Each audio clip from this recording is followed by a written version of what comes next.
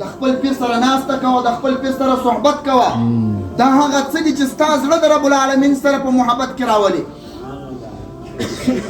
پیر او مریدي چې شي ده، پیر او مریدي وایي دا ته د رسول الله صلی الله علیه وسلم د مشکات نبوت څخه اولیاء ته فیض را روان دی، هغه فیض ما ته رارسي. مارنګه خلک پر منبر ودرېږي او منبر وټکي چې څه وایي په خلکو کې اثر نه کوي. ولې؟ او که یو ولی الله راولاړ شي دا منبر داسې وټکي. وجه دا ده چې هغه خبره پر خلکو اثر کوي چې هغه د زړه د جوش وي او د زړه د غالب راوځي. ولی الله هغه څوک دی چې د زړه د غالب خبره راباسي.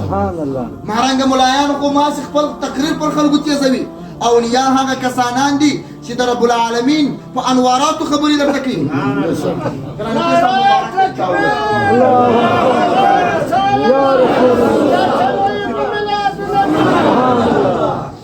ګرانو پیر صاحب مبارک ته چا وویل، زوی یې ورته وویل د عبدالوهاب په نامه یې زوی. څه وجه ده چې ستا خبرې پر خلکو اثر کوي، ته خالص خبرې ورته کوي هغه اثر کوي او زما خبرې اثر نه ورکوي. ګرانو پیر صاحب مبارک ورته وایي چې ته خپله خبرې کوې، په ما باندې رب العالمین خبرې کوي. زه د رب العالمین په یو ذات و انوارات وینم خبرې کوم. یو وخت یې زوی پر منبر ناست دی، قال الله او قال رسول ورته وایي شاګردان باندې راټول دي. ګرانو پیر صاحب چې راغی ورټول په علم قال خو دې شر وزلي دي خو په علم حال یې هم ورسول. سبحان الله. ټول علم حال باندې مې سر نه خلاصېږي. د منبر راټوت سو، ګرانو پیر صاحب مبارک منبر ته ورپورته سو. خلکو چې داسې لاس پورته کړه قولوا لا اله الا الله. خالص دا الفاظ یې ور په مجلس کې جذبونه پیدا شوه. د مجلس جنازې ووتلې، خلک د رب العالمین دوام وفات شوه. سبحان الله. د ګرانو پیر صاحب ساده په دا یوه وینا باندې وجه دا ده په صحبت کې اثر کوي. تاسې ته چې موږ وایو چې تاسې د خپلو اولیاو صحبت کوئ، د اولیاو صحبت مو دې ته راهڅوي چې بیا ګمراه کېږي نه، بیا خرابېږي نه، په فتنو کې اخته کېږي نه. که غواړې چې د فتنو سره محفوظ شې د خپلو اولیاو صحبت کوه، د خپلو اولیاو ملاقات کوه. حضرت حنظله صاحب واقعه ما تاسو ته بیان کړې. حنظله صاحب دا یو صحابي دی، د باندې راووتی د صدیق اکبر صاحب څخه رضی الله تعالی عنهم. د صدیق اکبر صاحب سره ملاقات شو، بس متصل ورته وویل چې نافقه حنظله صاحب منافق شوی دی. صدیق اکبر صاحب ورته وویل العیاذ بالله دا څه وایي؟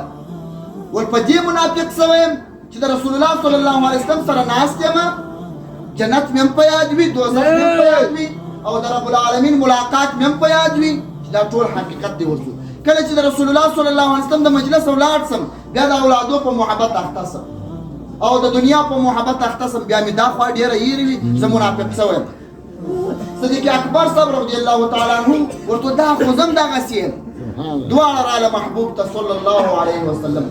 رسول الله صلی الله علیه وسلم ته وایي نافقه حنظله منافق شوی. رسول الله صلی الله علیه وسلم ته وایي ولې منافق شوی دی؟ دا واقعه یې ورته بیان کړه. رسول الله صلی الله علیه وسلم ته وایي زما دې د الله په ذات قسم که تاسې همیشه په دغه حضور کې واوسېږئ او همیشه د رب العالمین طرف ته ستا توجه وي او همیشه په رسول الله صلی الله علیه وسلم ستا درود شروع وي، ستا سره به ملایکې په طرقو او په لارو کې روغبړونه وکړي، ستاسې ځایو ته او ملاقاتو ته به ملایکې درشي.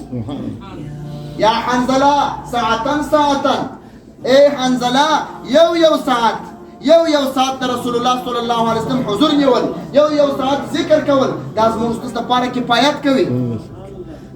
خالص دغه راته کفایت کوي چې آخره زمانه ده، خلک د رسول الله صلی الله علیه وسلم په محبت شرمیږي. ما ورته فخر باندې سبحان الله سبحان الله. خلک د رسول الله صلی الله علیه وسلم د محبت خلک راګرځي، عنوان خدا نه ورکي چې زه راګرځم، خو کیفیت یې دلالت پر دې کوي چې د رسول الله صلی الله علیه وسلم د محبت خلک راګرځي.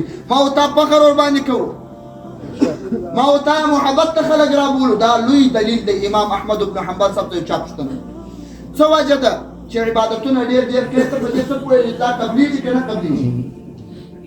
امام احمد بن حنبل صاحب ته فرمایي وایي دغه واضح دلیل دی چې رب العالمین توفیق راکړی دی، بس قبول دی. سبحان الله. رب العالمین چې توفیق دی او کار درکړي دا د قبولیت علامه ده.